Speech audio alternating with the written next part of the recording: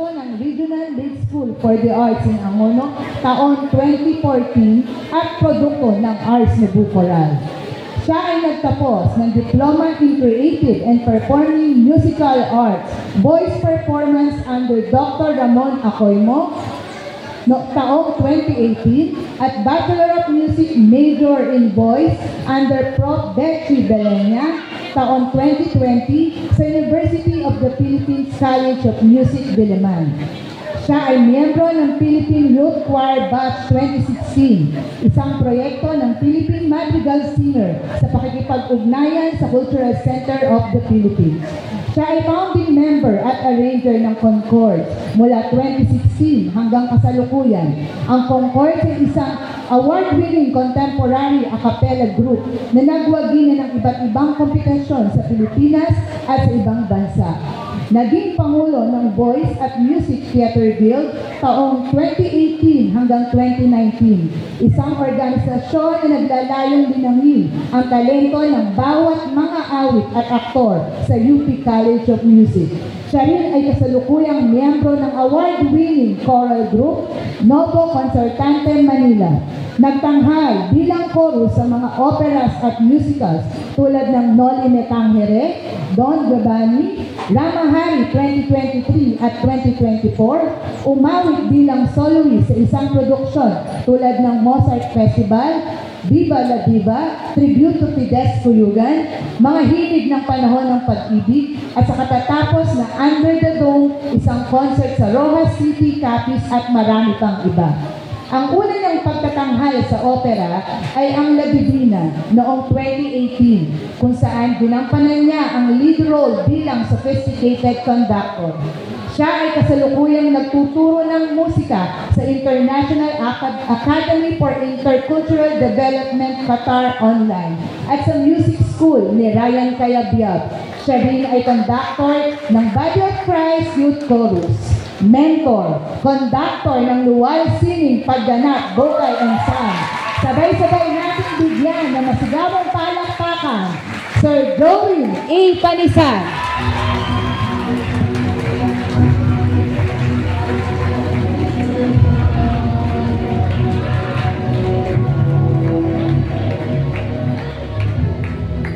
Isang mga sining na hapon po sa ating lahat. Unang-una, syempre gusto pong batiin ang ating mga mag-aaral na nagsipagtapos at mga mag-aaral na naglipat antas. Maligayang bati sa inyo.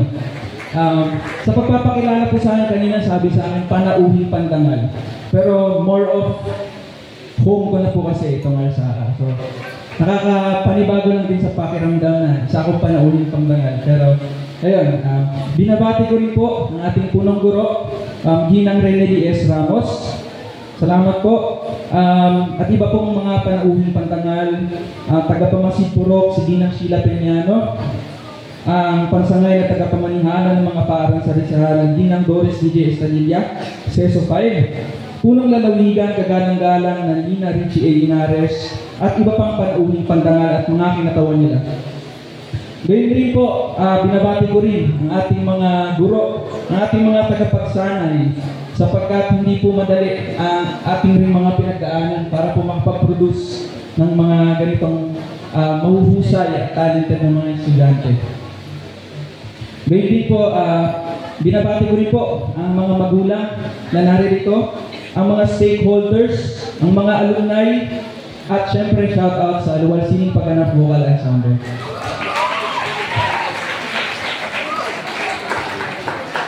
Binabati ko po tayong lahat kasi bawat isang estudyante po na naririto, naniniwala po ako sa likod nila tayong lahat.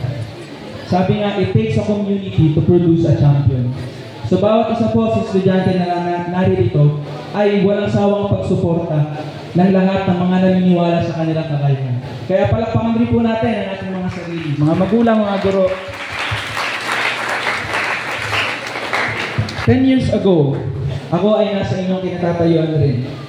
Saksi riyan yung mga naging guro ko dito. Nako, sino ba yung mga naging guro ko po dito? Sino ma'am Elaine, hello po. Si Ma'am Noemi, syempre. Si Ma'am Joy. Ayan. At syempre, naging principal ko rin po si Ma'am Sheila Peñano. And 10 years ago na yon, napakatagal na. Kanina nga ay kumakanta ng Calabarzon March. Sabi dito sa ating mga sa Tarosa, Laguna, tapos ang dami na pala natagtag. Dati hanggang ano lang yun, Santa Rosa, Tanawan at Lipa. Hey! Ganun lang pala ngayon. Ang dami na.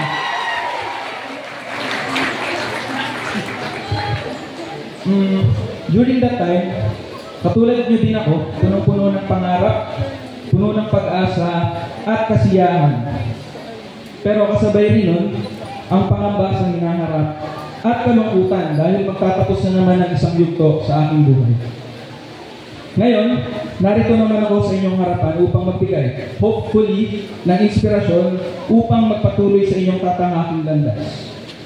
Never kong in-imagine na tutungtong ako sa isang tablado at magde-deliver ng commencement speech. Pero nandito tayo ngayon. Siguro, ang dala-dala ko lang ay pagtitiyaga at passion. Kasi kung tutuusin, hindi naman po ako academically excellent. Alam pa yun ang mga naging teachers ko. Lumalaban po ako, nag-aaral ako ng mabuti, pero ganun talaga ang buhay. Pero kahit hindi ka academically excellent, hindi ibig sabihin nun katapusan na ng mundo. Pwede kang magsikap, pwede kang magtiyaga, pwede mong linangin yung strength mo, yung strength na meron ka, para ma-achieve mo yung mga pangarap mo. Ang tema natin ngayong taon ay Kabataang Pilipino para sa matatag ng kinabukasan ng bagong Pilipinas. Uulitin ko po. Kabataang Pilipino para sa matatag na kinabukasan ng bagong Pilipinas. Ano mo bang ibig sabihin ng matatag? Stable, steady, matibay, solid. Hindi basta-basta natitina. Matatag ka. Sabihin mo nga sa katabi mo, matatag ka. Hindi question mark, hindi. Matatag ka. Hindi ka na, matatag ka. Sabihin mo nga. Ayan. Kung hindi ako nagkakamali, itong mga batch na ito, kayo yung pinaka-apektado ng pandemic. Tama ba? Kaya, hindi biro ang inyong pinagdaanan. Kung wala kayong katatagan, wala kayo ngayon sa inyong mga kinauupuan. Kaya saludo sa inyo. Kasi kahit na mahirap ang pandemic, lahat tayo nasa survival mode, lahat tayo iniisip kung ano ang darating na bukas. Pero kasabay nun ay hindi kayo tumigil na matuto. Hindi kayo tumigil na dinangin ang inyong mga kakayahan. Okay, introduction lang po yun. Tignan ko lang.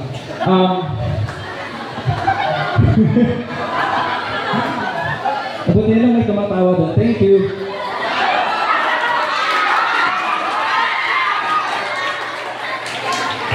Okay, ngayon naman gusto kong ibahagi. 3 bagay lang to. Maikli lang dahil baka gutom na rin yung iba sa inyo at gusto na rin mag-celebrate.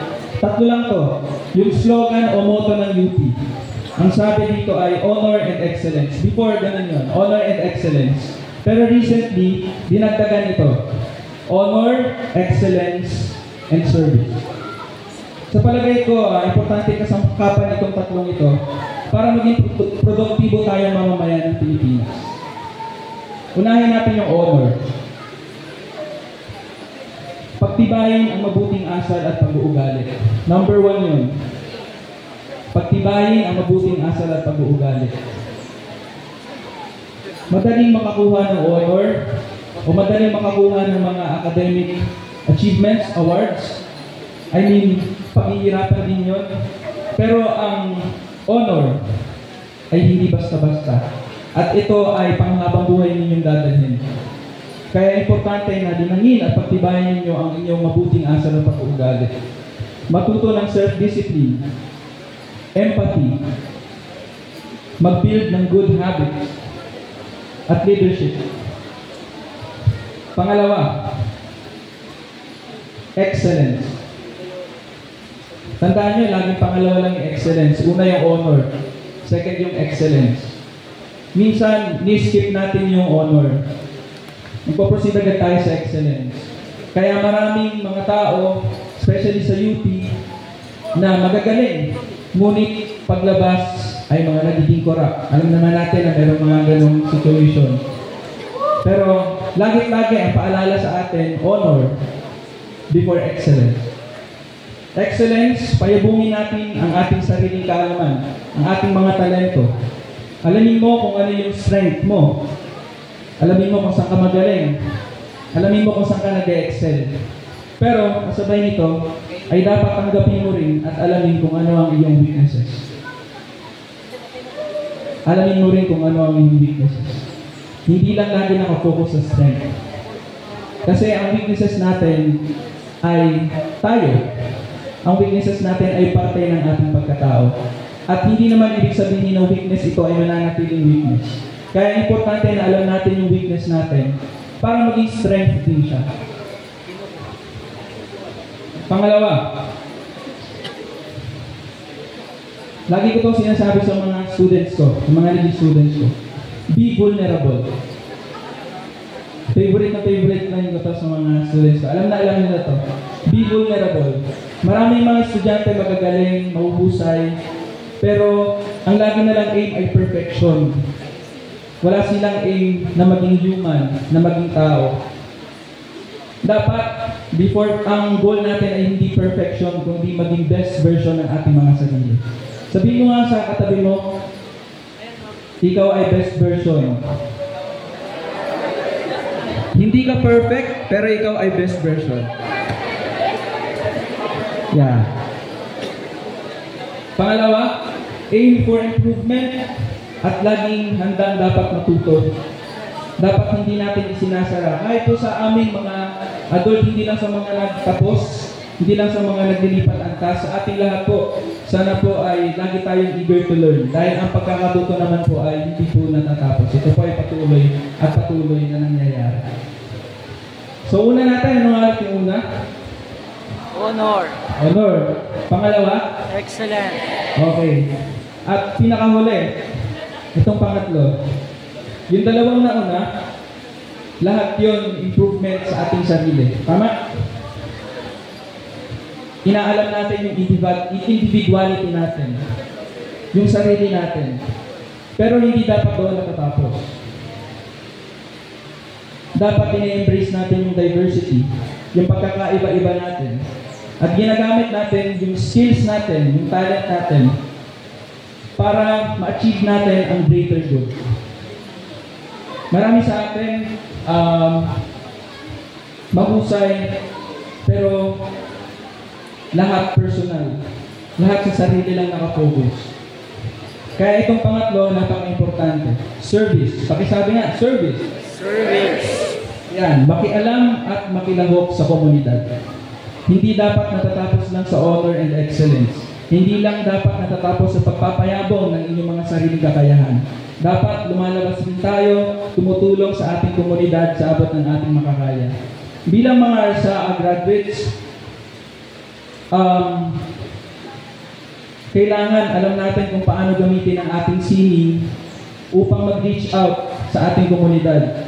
Gamitin mo ang iyong pagsasayaw, ang iyong pag-awit, ang iyong mga litrato, ang iyong mga likha para magkaroon ng maayos na kinabukasan ng ating Pilipinas.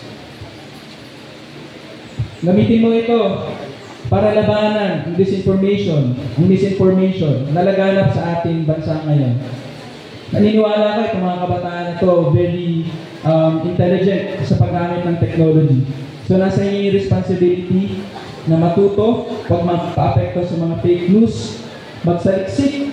Kanina, meron mga mahusay na maninaliksik no? So, yan, gamitin niya ang kausahay na yan para labanan ang disinformation and misinformation. At ang ating mga likha, gamitin rin natin ang ating arte para maging boses ng mga marginalized sector at ng mga boses ng minority. Alam niyo ng pandemic, hindi ba lahat virtual lang? Nasa loob lang tayo ng ating mga bahay. Pero ang isa sa nagsalba sa atin ay ang music and arts.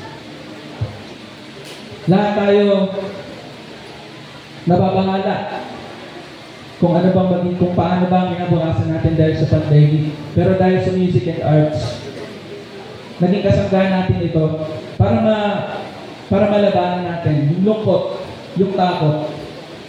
Kaya huwag niyong sisinuhin ang mga artist. Dahil ang mga artist, malaki ang ambag nito sa komunidad. Malaki ang ambag mo sa komunidad.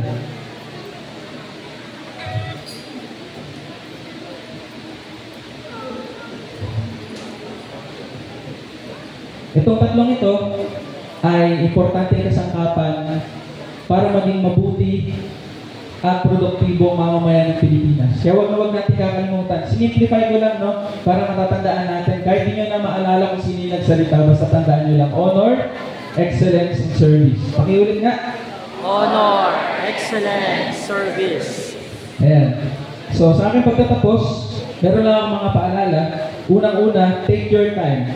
Alam ko yung panahon natin ngayon, mabilis na, napakabilis, no? Pero always take your time. Huwag kayo magpapa-apekto, huwag yung ikukumpara yung journey nyo sa journey ng iba. Lahat tayo may kanya-kanyang journey. Pangalawa, huwag hayaang mamatay ang inyong sining. Alam ko